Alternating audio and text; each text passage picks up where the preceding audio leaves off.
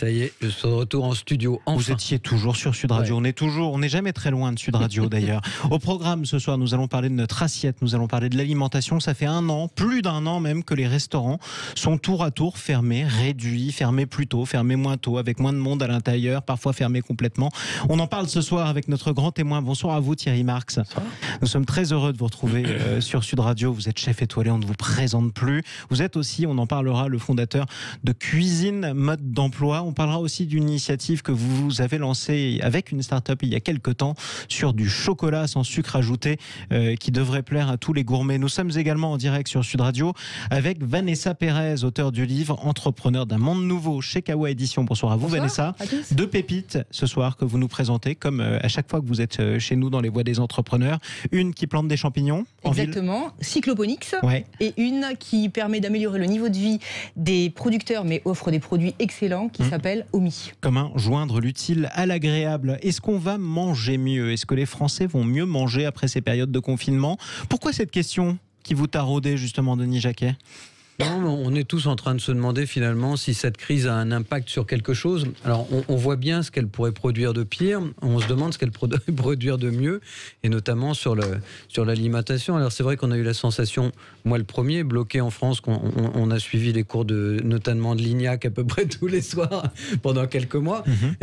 Et on voit quand même, Thierry, toutes ces émissions depuis plusieurs années sur la pâtisserie. Est-ce qu'il y a un retour? On en discutait avant l'émission. Est-ce qu'on passe de l'alimentation, je fais un régime parce que je veux maigrir, à enfin une vraie alimentation? Thierry Marx. Je pense qu'il y a l'aspect ludique de la cuisine, refaire la cuisine. Alors, c'est intéressant, ce ne sera pas suffisant. C'est-à-dire qu'il y a une vraie question à se poser, c'est notre alimentation, et on s'est beaucoup posé de questions sur les masques, sur les vaccins, pas suffisamment sur l'alimentation.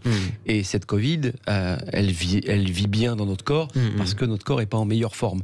Donc je pense qu'il y a un vrai sujet sur l'alimentation, un vrai sujet de fond, donc, qui est l'agriculture, qui a commencé ce travail avec des gens comme Pierre Veille, par exemple, et puis enfin la synthèse dans l'assiette. Mais là où je rejoins ce plateau, c'est oui, il y a une prise de conscience qu'il faut cuisiner pour aller mieux, et puis aussi faire cette transition avec l'agriculture dont on a absolument besoin. Est-ce qu'on constate que le manque de restaurants dont ont souffert les Français, ils ne s'attendaient pas à souffrir de ça un jour, parce que pour nous, les restaurants étaient faits pour être toujours ouverts, ça les a poussés parfois à faire des exceptions dans leur propre cuisine? Alors je pense qu'effectivement ça a poussé les gens à faire la cuisine, mais la cuisine n'est pas tout. C'est-à-dire que c'est global, c'est holistique. Quand vous descendez boire un café qui est des fois pas terrible en bas de chez vous, c'est pour la vie sociale que ça représente. Exactement. Et n'oublions pas que la restauration, c'est le restaurant, le bistrot, c'est du lien social. C'est tous ces rencontres qui fait que vous appréciez un plat ou pas. Et puis on a découvert aussi que, et notamment dans le premier confinement, que la consommation, c'était aussi du lien social. C'est ça. Alors on peut critiquer ça et là, et moi je suis un des premiers à critiquer la surconsommation, mais tous ces manques finalement aujourd'hui nous créent un certain nombre de troubles que l'on ressent, et il est temps qu'on sorte de ces confinements. Il est temps qu'on se retrouve tous, quitte à se retrouver dehors. Denis Jacquet. Petite question, parce que je sais que vous connaissiez un peu, et on ne peut pas réduire le dossier à ça, mais néanmoins, est-ce que ça t'a choqué, ce qui s'est passé chez Danone avec Emmanuel Faber, en disant voilà un gars qui se bat quand même pour essayer de distiller un message, et puis tout à coup, les performances sont plus là, sorti. J'étais un fervent supporter d'Emmanuel Faber. Je crois qu'il était en train de faire une transition extraordinaire à Danone. D'abord en tant qu'homme, je l'appréciais beaucoup. Je pense qu'il fait partie de ces hommes qui croient à la croissance, mais à la croissance en conscience. Et c'est ça, l'impact social et l'impact environnemental. Alors, évidemment, quand on a ce type de discours, quand on est dans le monde de l'entreprise, on est un peu un électron libre. Et le risque, c'est que les anticorps de cet énorme corps qu'est Danone aient fini par avoir la peau de cet électron libre. Mais en tout cas, c'était un personnage formidable. Il va rebondir, j'en suis certain. Et il rebondira, j'espère, dans l'alimentation, j'espère sur des fonds d'investissement à impact social et impact environnemental, avec des fonds d'investissement qui ne demandent pas à une agriculture des paybacks sur 3 ou 4 ans, mais des paybacks sur 8-10 ans pour pouvoir réussir ces transitions dont on a besoin. On rappelle Emmanuel Faber, le patron du géant français Danone, poussé vers la sortie sous la pression de certains de ses actionnaires qui lui reprochaient des résultats insuffisants en tout cas. Denis. Alors, Autre, parce que bon, pour tous ceux qui suivent un peu Thierry Marx ou qui le connaissent, on a l'impression qu'il a une centaine de vies. On dit tous que les chats en ont 9, je pense que Thierry en a 18. Donc c'est un chat au carré, en quelque sorte. Non, ça ferait 81. Donc cuisine mode d'emploi, parce que ça c'est beau, parce que c'est aussi des... Quand on est dans le monde d'entrepreneuriat, on aime bien mesurer. Et c'est vrai que souvent, tu m'as dit, les taux de réinsertion de ces jeunes, notamment à Marseille, dans les quartiers nord, sont très forts. On rappelle d'ailleurs au début le concept de cuisine de mode et comment d'emploi. ça marche. Le concept de cuisine mode d'emploi, c'est simple, c'est de proposer une formation professionnelle dans les métiers de la cuisine, de la boulangerie, dans les métiers du service. Maintenant, on a ajouté les métiers du sport et les métiers de l'image. Donc c'est simple, c'est 11 semaines pour vous former. 8 semaines intensives en école et le reste en entreprise, monter en compétences, en situation opérationnelle. Aujourd'hui, c'est 9 écoles en France, plus des écoles itinérantes, une école en Colombie et une école à Détroit sur le même principe. Les résultats aujourd'hui, vu que les écoles se sont multipliées, le taux de réussite a un petit peu baissé, mais on est encore à 89% de réinsertion. Et on a mesuré aussi ceux qui n'y arrivaient pas jusqu'au bout pour les aider à faire une prépa pour qu'ils puissent aller jusqu'au bout. Donc aujourd'hui, ça a été 5000 personnes formées, en gros, et 9% de création d'entreprises durables, parce qu'elles existent toujours, les entreprises. Et c'était des gens qui n'avaient pas du tout de travail avant. Ils étaient dans quel le profil de ce public, il est simple, c'est des gens en reconversion, des gens éloignés de l'emploi, très éloignés de l'emploi en précarité, et puis des personnes avec des accidents de parcours qui peuvent être par moments sous main de justice et d'avoir besoin de sortir et d'avoir un nouveau projet. Ils ont trouvé une deuxième voie grâce à vous. C'est pas de trouver une deuxième pas, c'est pas une histoire de seconde chance. On peut avoir dans la vie besoin de 10 secondes chances. C'est de dire à quel moment je permets à une personne de remettre en perspective un projet. Et vous remarquerez, et on le remarque tous, que quelqu'un qui vous parle de diplôme regarde en l'air ou regarde ses pieds, et quand vous dites mais pourquoi tu veux être cuisinier, un jour j'aimerais ressembler à Cyril Lignac, et je ferai de la télé, et j'aurai un restaurant connu, et je serai un chef connu. Et vous voyez, les yeux qui brillent, et on regarde la ligne d'horizon. Donc voilà, nous on est là pour consolider le projet et accompagner en se disant on apprend plus vite.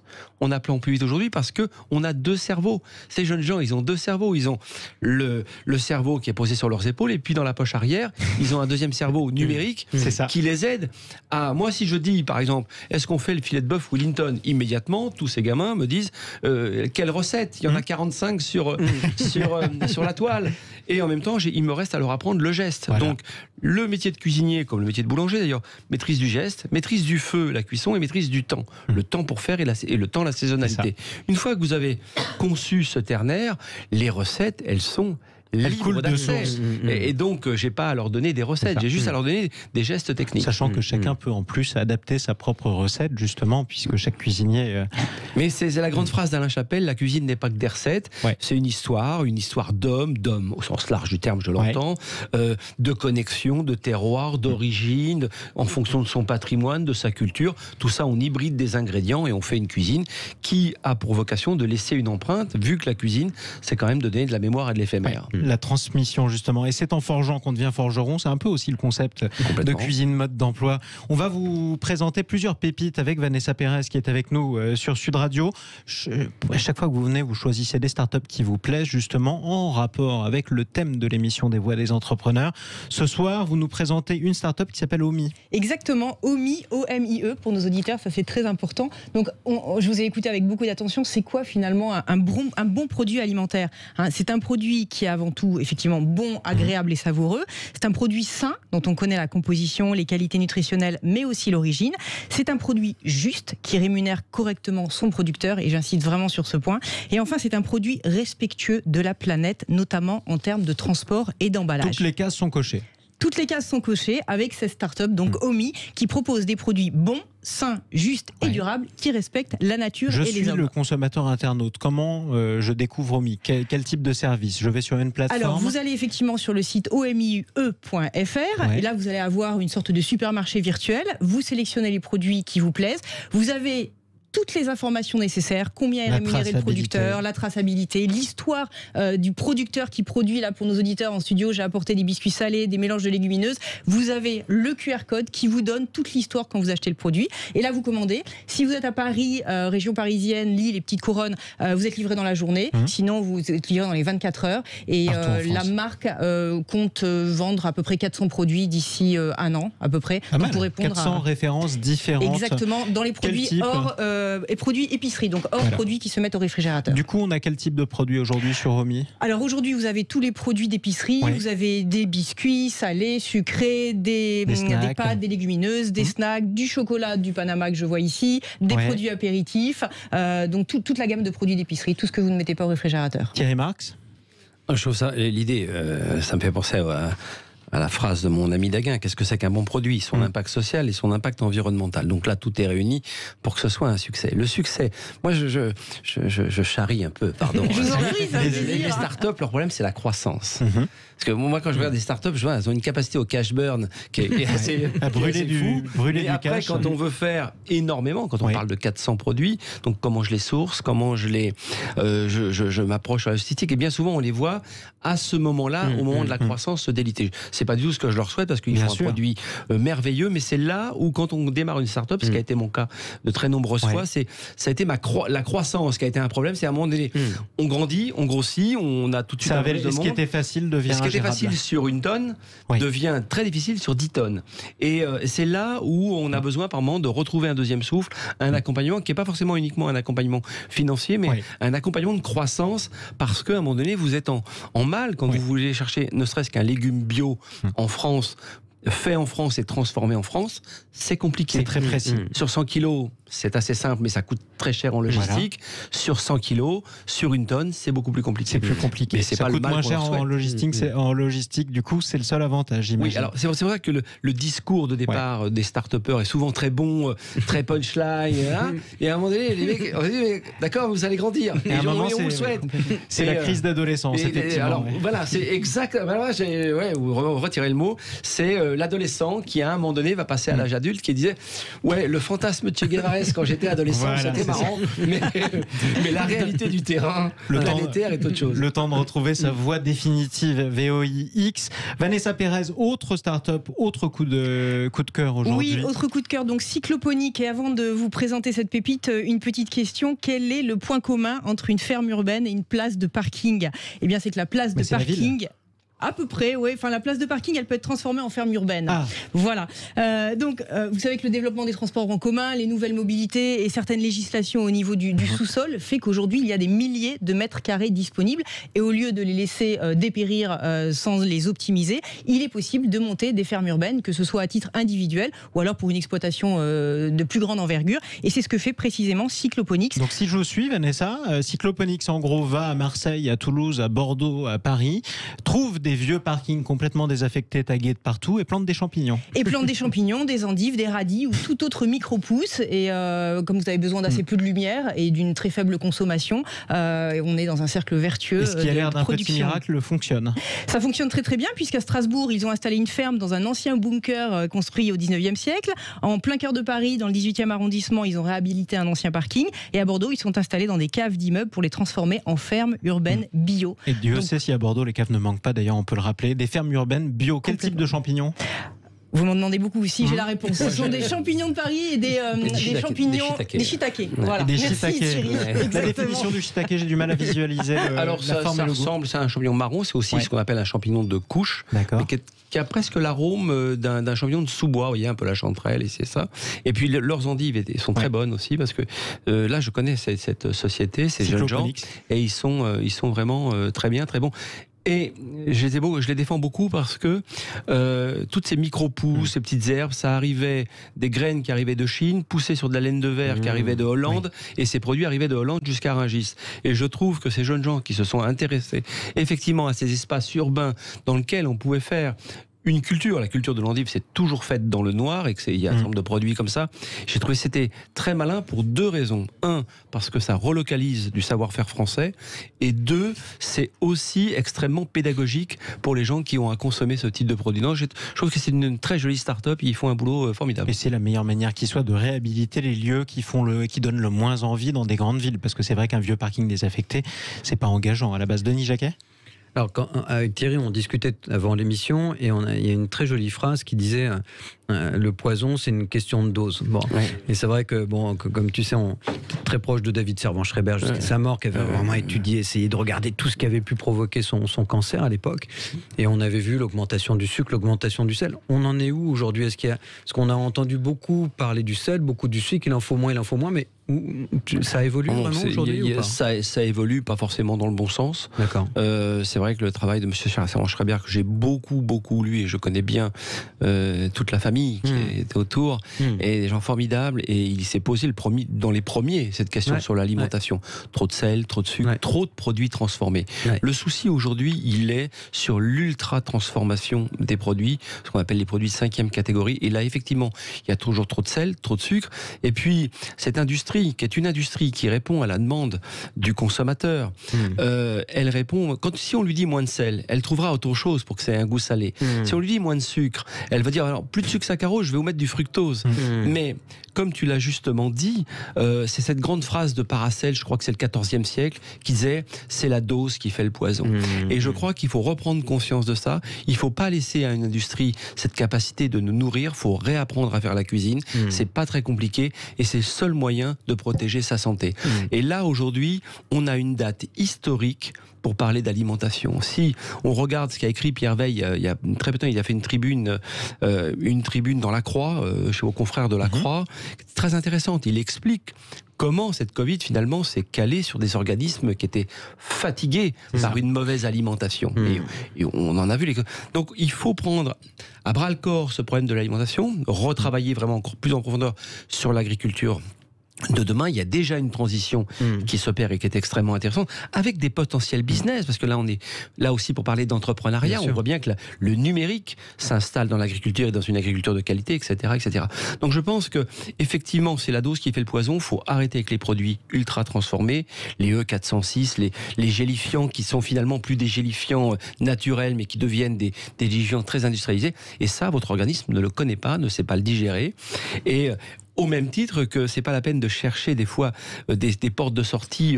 Moi, quand je regarde le véganisme, par exemple, je trouve ça extrêmement intéressant, le véganisme, quand vous faites la cuisine. Parce que dès lors que vous confiez à une industrie de vous transformer un fromage, eh bien, vous regardez les ingrédients et les intrants chimiques qu'il y a dedans. C'est vraiment très catastrophique. Probablement que l'obèse de demain, il est vegan. Donc, vous voyez, il ne faut pas laisser à l'industrie. Je pense qu'il faut beaucoup travailler avec le monde agricole, mais en même temps être en capacité de transformer son alimentation. Et justement, pour continuer à savoir ce qu'on mange et pourquoi on le mange, et on a choisi de le manger, cette nouvelle rubrique que vous allez découvrir dans les voix des entrepreneurs sur Sud Radio toutes les semaines, on va vous proposer un coup de pouce à l'une des entreprises qu'on a présentées au cours de l'émission. Oscaro Power, connectez-vous à l'énergie d'aujourd'hui présente. Sud Radio, les vraies voix qui font bouger la France. Le coup de pouce de Denis Jacquet. Le coup de pouce de Denis Jacquet qui sera cette fois-ci délégué à Vanessa Pérez ce soir. Quelle entreprise a besoin d'un coup de pouce sur les 2 perles que vous avez citées ? Eh bien, ce soir, nous avons eu le plaisir de recevoir le coup de pouce de Oscaro. Oscaro Power est très impliqué dans le domaine de l'amélioration de l'alimentation par le biais de son dirigeant, ancien élu à Bastia, qui souhaitait notamment soutenir les producteurs de la start-up OMI, que nous avons eu le plaisir de découvrir ce soir. Donc, un coup de pouce justement à la start-up OMI avec notre partenaire Oscaro Power. Sud Radio, les vraies voix qui font bouger la France. Le coup de pouce de Denis Jacquet. Avec Oscaro Power, connectez-vous à l'énergie d'aujourd'hui. Chaque semaine, en tout cas, un coup de pouce à une entreprise que nous présentons. Peut-être pour conclure ces voix des entrepreneurs, on est quand même dans une situation particulière pour les restaurateurs. Comment vont vos entreprises, justement ? Thierry Marx. Comment vont ? Alors je pense que c'est la question qu'il ne faut pas se poser aujourd'hui. Comment elles vont ? Pas bien. Vous savez qu'un entrepreneur, et autour de cette table on en est convaincu, et je pense que les auditeurs aussi, ce que nous ne savons pas faire, c'est forcément créer de la dette, et que c'est assez anxiogène de voir une dette abyssale qui s'accumule. On nous a dit qu'il y avait des aides effectivement, il y a des aides et c'est peut-être le pays où nous avons le plus d'aide, mais il n'est que, quand même, 2019, nous avions fait une bonne année. Oui. Nous avions fait des revenus assez conséquents. Aujourd'hui, nous payons nos taxes, nos impôts liés à ces 2019. Et nous mangeons totalement notre trésorerie. Donc, le PGE n'est pas forcément une aide, c'est un prêt. Le prêt garanti par l'État, qu'on va rembourser. Ce sera remboursé. Merci pour le chômage partiel, c'est une vraie aide. Mais aujourd'hui, il va falloir relancer nos entreprises. Une entreprise, c'est pas un grille-pain. On rebranche pas et ça redémarre. Donc il va falloir retrouver de la cohésion. Il va falloir retrouver du personnel parce que 100 000 postes ont disparu dans les métiers d'hôtellerie et restauration. Il faut le prendre en considération. Ça va partir, on le sait. Et puis, on a découvert plein de choses aussi extrêmement intéressantes. Je ne veux pas faire le pessimiste de service. Je pense qu'on a vu énormément de signaux faibles arriver dans des business liés à l'alimentation, dans la numérisation de notre métier. On ne s'y attendait pas. Mais entre les deux confinements, finalement, on a su qu'il fallait numériser notre métier. Et ce qui a ulcéré peut-être les chefs français et cette gastronomie française, c'est que les EBITDA les plus hauts étaient liés à du burger, de la pizza industrielle et du nugget. Donc ça nous a un peu agacé. Je crois que ça nous a stimulé. Une leçon à retenir. Et ce qui ne nous tue pas nous rend plus fort. En tout cas, bonne chance et bon courage à vous, Thierry Marx. Merci à vous d'être intervenu ce soir dans Les Voix des Entrepreneurs sur Sud Radio. Merci Denis Jacquet. Avec plaisir. À mercredi prochain. À 19h, Les Voix des Entrepreneurs sur Sud Radio. Merci à Vanessa Pérez pour toutes ces perles. À chaque fois que vous venez, 2 perles, au moins 2 coups de cœur. On vous retrouve aussi dans quelques semaines sur Sud Radio. La suite des vraies voix qui font bouger la France. Parlons vrai, toujours avec les entrepreneurs. Vous retrouvez Stéphane Soumier sur Sud Radio et sur Bismart.